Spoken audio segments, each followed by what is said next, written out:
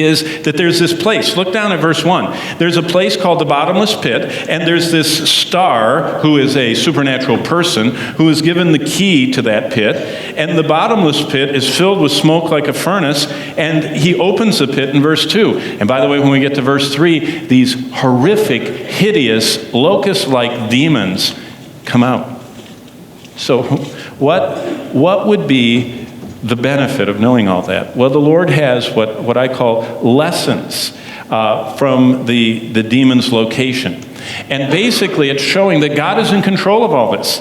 These demons are in that pit. Satan cannot let them out unless the Lord gives him the key. He is under the care and the constraint and the powerful sovereign control of God. Now you say, why doesn't he just put him in the pit? He will in chapter 20 if you read ahead. Satan is going to be consigned to that very same place.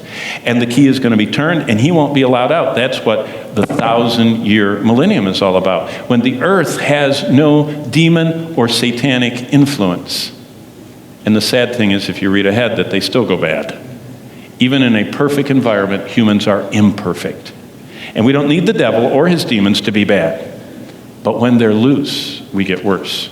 And that's what the lesson is he's showing us. Well, chapter 12 of Revelation says that Satan's ultimate longing is to destroy Israel. And the chief country for 2,600 years, whose demonic prince behind the country is called the Prince of Persia, one of Satan's highest lieutenants, is only desiring to destroy Israel. Because if you can destroy Israel, you destroy God's plan, because God says, I am going to be sharing the gospel to the whole world through Israel during the tribulation. If you can get rid of Israel, there won't be any gospel sharing during the tribulation, and there won't be any city that has all of these gates with Israel's tribe names on them and everything else. If he can just destroy it, the nation Israel. Because God says Israel will exist to the end. I'm going to preserve them. And Satan says, then I'm going to get them.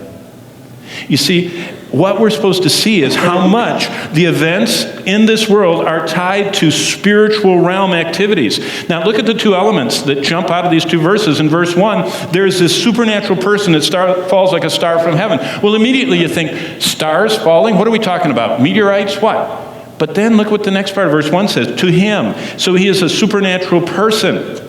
And that supernatural person is called Satan in the Bible. How do we know that? Because he is the one that's the leader of the demons. Now turn to chapter 12 of Revelation. We're going to look at it here, and then at the very end we're going to conclude with chapter 12. But I want you to see, chapter 12 is the whole God's plan of the ages and showing everything he's doing, and we'll someday get there. But I just want to point a couple of parts out. Look at verse 3. And it says that a sign appeared in heaven. And behold, a great fiery red dragon. Now, we look up from our Bibles and we go, oh, now we're into science fiction or fairy tales or cartoons. Dragons? And immediately the book of Revelation sounds like it's detached. But just keep reading and you see that God is communicating a connection here. And I want to show it to you. Having 7 heads and 10 horns and 7 diadems on his head. Look at verse 4. This dragon, this fiery red dragon, in verse 4, his tail draws 1/3 of the stars of heaven and throws them to the earth. Oh. So in this verse, we meet a dragon. Then in the next verse, verse 4, this dragon draws 1/3 of the angels under his control. But move down to verse 7. Because now we see that war breaks out in heaven. And Michael, we know who he is, the archangel. And his angels, we know who they are. We saw that a few weeks ago, the good angels. Fought with the dragon. And the dragon and his angels. So all of a sudden we see that this tail in verse 4, taking 1/3 of the stars, is God explaining to us that of all of the angels, these supernatural creatures that never sleep, that are indestructible and so powerful we don't even understand how powerful each individual angel is, Satan got 1/3 of them. And he drew them under his control. But it doesn't end there. Look at verse 9. Now, God connects Genesis with Revelation and everything in between. And here are the key points. And I just wrote them down for you. This is the Rosetta Stone. You know, the Rosetta Stone that Napoleon's archaeologists found that finally we could decipher hieroglyphics. Sometimes the Bible's a little hieroglyphic because there's so many pieces scattered around, but all of a sudden God explains it all. And what he says is, just track down through verse 9. He says, so the great dragon, so this fiery red great dragon we saw earlier in 3, was cast out. Now look at all this. Satan is the dragon. Satan is the serpent of old. Now think Genesis 3. Think of Eve in the garden with the most beautiful creature, this incredibly beautiful, serpents after the fall and after the curse and sin are committed to being on the ground, and most people hate them.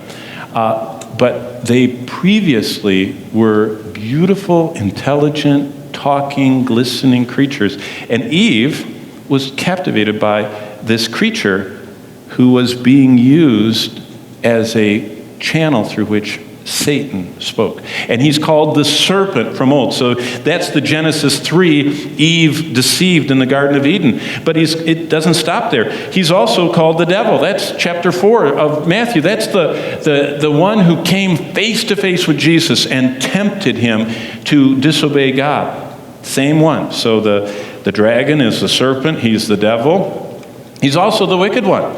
He is the one who John talks about. The whole world lies in the arms of the wicked one. And he is the one who wants to undermine and thwart and derail God's plan. But it doesn't end there. If you keep reading, the devil is Satan who deceives. He's the deceiver. He's cast to the earth. His angels were cast. Look at verse 10. Now salvation and strength in the kingdom of our God and the power of his Christ have come for and here's another title, the accuser of the brethren.